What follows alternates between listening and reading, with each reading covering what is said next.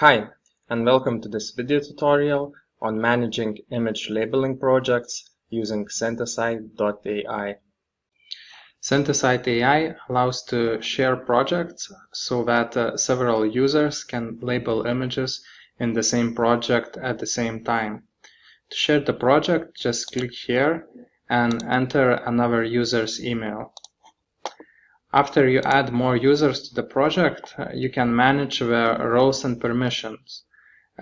Each user has a role next to the username, and the roles can be edited by clicking here and selecting the role and clicking this icon. Here you can set the permissions for the role. You can also add new roles by clicking here, entering the role name and setting the permissions.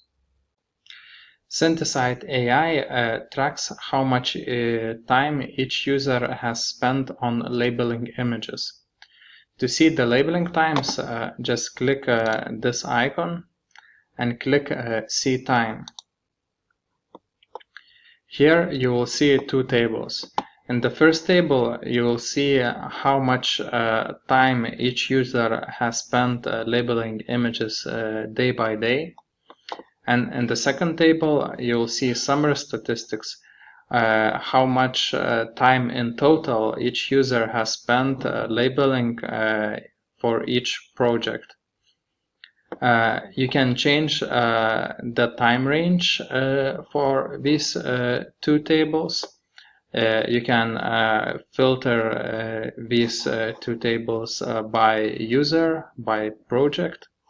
And you can download these summary statistics as CSV files by clicking here and here. SentiSight has several ways to filter images which can help you in labeling process. First of all, you can filter images by type. So, for example, if you're doing object detection labeling, you might want to filter images that have object detection labels, or conversely, you might want to filter images that do not have object detection labels so that you can add those labels. So every time you can continue the labeling process where you left off.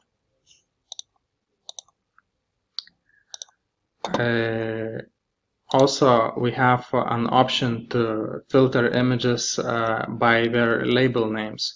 So you can filter all of those images that have particular label. Here you can also select whether you want to filter images by classification labels or object labels.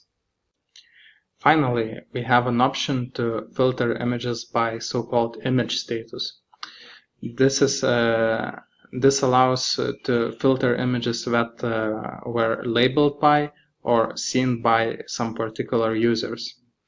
For example, this could be useful when you want to filter images that were labeled by some other user and were not seen by yourself.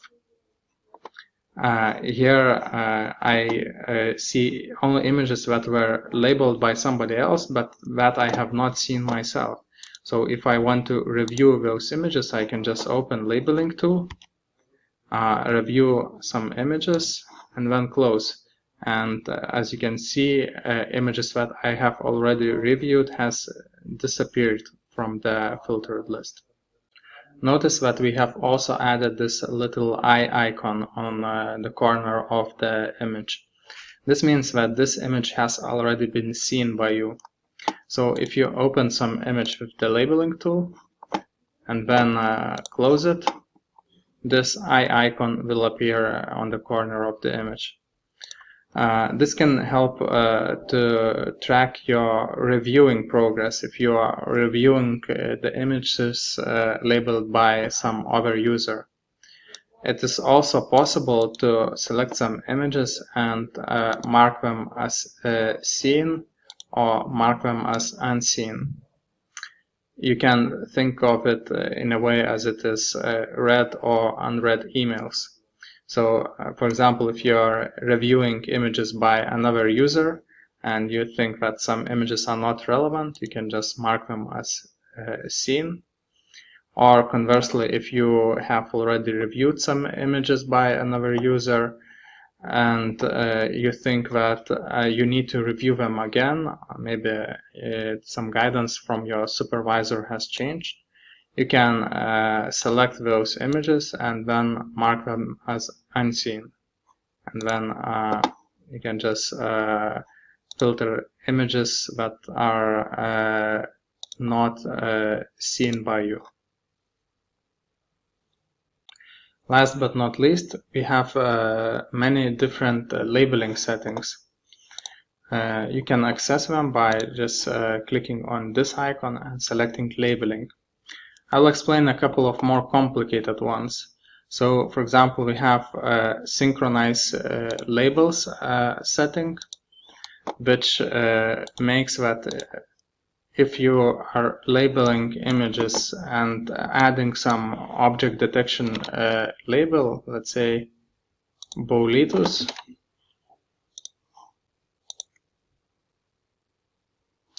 this object detection label appears also as a classification label, so that you can see it here. Another setting which might be a little bit more complicated is skip already labeled images. If you select this setting, when you open labeling tool, all labeled images will be automatically skipped. So this is unlabeled image. So let's say if I open this image for labeling, I should see this image, as you can see here. Also, when I iterate through images, I will only see unlabeled images.